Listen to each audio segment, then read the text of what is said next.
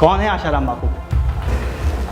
हमेशा विवादों में रहने वाले संत आशाराम बापू आजकल जेल में बंद हैं। ईयर 1995 के बाद से इनके प्रवचनों का पूरे विश्व में प्रचार प्रसार बढ़ने लगा।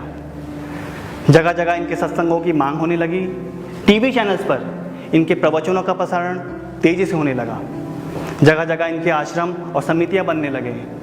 प्रेजेंट टाइम में इनके करीबन 450 आश्रम और 1400 समितियां पूरे देश विदेश में सेवा कर रहे हैं। संपूर्ण भारत में करीबन 17,000 निःशुल्क बाल संस्कार केंद्र, 40 गुरुकुल और सैकड़ों की संख्याओं में गौशालाएं हैं। सर, आशाराम बापू का इतना विरोध क्यों होता है?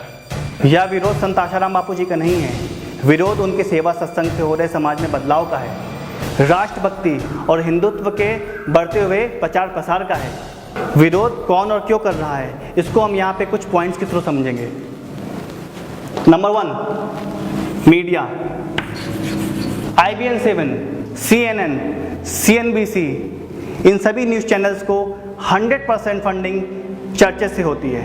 The times of India, Hindustan times, नव भारत टाइम्स, मिड डे, इन सभी न्यूज़पेपर्स को 80% तक की फंडिंग चर्चेस से होती है। सर, ये पोस्ट तो मैंने सोशल मीडिया में भी पढ़ा था। एग्जैक्टली। भारत में अधिकतर मीडिया ग्रुप क्रिश्चियंस, मुस्लिम और विदेशी फंडिंग से चलने वाले हैं। आशाराम बापू राष्ट्रहित और गरीबों में अनाज, मकान, कपड़े और भी जीवन उपयोगी वस्तुओं का वितरण करने में करोड़ों अरबों रुपया खर्च कर देते हैं, पर मीडिया को एक पैसा भी नहीं देते। इस कारण ये हिंदुत्व विरोधी मीडिया बापू जी को दिन रात बदनाम करने में लगे रहते हैं। Second point, Christian missionaries. According to IBMR report, Bharat देश में किसी भी गरीब को कन्वर्ट करने का खर्च पूरे वर्ल्ड में किसी भी विकसित देशों के कंपैरिजन में 700 टाइम्स सस्ता है। इंडिया पोप के लिए सबसे सस्ता मार्केट है, लेकिन संत आशाराम बापू जी के बढ़ते सेवा कार्यों और सत्संगों से ये बाजार महंगा हो जाता है। इस कारण समाज में से आशाराम बापू जी के प्रति श्रद्धा भक्ति को कम करने के लिए इन मिशनरियों का आशाराम बापू को जेल में भेजना बहुत ज़रूरी हो गया था। Third point, multinational companies. संत आशाराम जी बापू के प्रवचनों से प्रभावित लोग इन MNCs के बने हुए केमिकल वाले प्रोडक्ट्स और एलोपैथी मेडिसिन का उपयोग नहीं वत करते हैं। इसलिए इन प्रोडक्ट्स बनाने वाली MNCs ने बापू जी का कड़ा विरोध किया और अपने मार्केटिंग फंड से कई हजार करोड़ रुपए लगाकर बापू जी को जेल भिजवा दिया।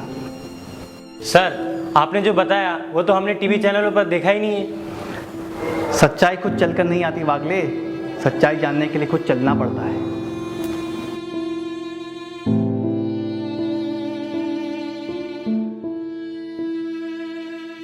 Now last but the least, fourth point, politicians and parties. Asaram बापू जी किसी भी पॉलिटिशियंस और पॉलिटिकल पार्टी का विरोध नहीं करते हैं, पर जब ये पॉलिटिशियंस पब्लिक का शोषण, भ्रष्टाचार और संस्कृति विरोधी काम करते हैं, तब बापू जी इनके काम का विरोध करते हैं। ऐसे में ये पॉलिटिशियन बापू जी के पीछे लग जाते हैं और पॉलिटिशियंस और ऑर्गेनाइजेशंस का यहाँ तक मानना है कि संत आशाराम बापू जी के पीछे जो लाखों करोड़ों का वोट बैंक है वो नहीं होना चाहिए। Sir, what's the goal of Asaram Bapu? संत आशाराम जी बापू चाहते हैं सबका मंगल और सबका भला।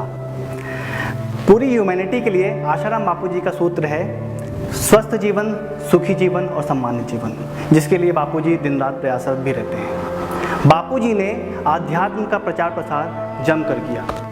लोगों के जीवन से जो वेदांत कोसों दूर चला गया था, उसको पुनः उनके जीवन में स्थापित किया और इसी के आधार पर संत आशाराम जी बापू ने भारत को एक बार फिर विश्व गुरु बनाने का संकल्प लिया। यही बापू जी का गोल है।